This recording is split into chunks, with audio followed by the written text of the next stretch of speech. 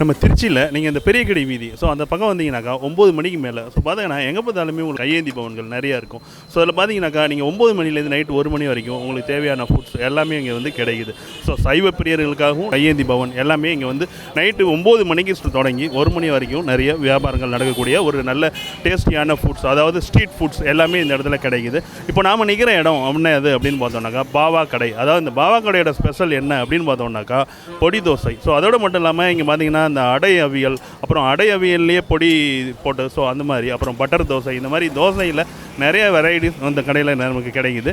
பாவா தோசை கடையில் என்ன ஸ்பெஷல், அங்கே என்னென்ன இருக்குது அப்படின்னு பார்க்கலாம். வாங்க, எத்தனை மணிக்கு இந்த கடை தொடங்குங்க? 8:30 ஸ்டார்ட் பண்ணுவோம் சார். 9 o'clock எல்லாமே ரெடி பண்ணுவீங்க. எத்தனை மணி வரைக்கும் கிடைக்குங்க?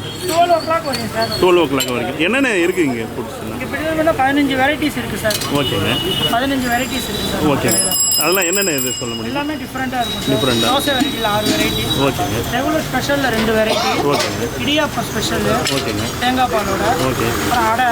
ஓகே. அப்புறம் தோசையில் வந்து ஆனியன், மசால், பொடி, பட்ரு, நெய் ரோஸ்ட் சார். உங்கள் கடையில் ஸ்பெஷல்னா என்ன சொல்லலாம்? ஸ்பெஷல் நம்ம கடையில் சூடாக அவைலபிளாக இருக்கும் சார். ஓகேங்க. இட்லியோட கடப்பா ஃப்ரீயாக இருக்குது. ஓகேங்க. Kadapa free side dish. Okay. Andhra item அது. அது நம்ம கடையோட ஸ்பெஷல் சார். ஓகேங்க.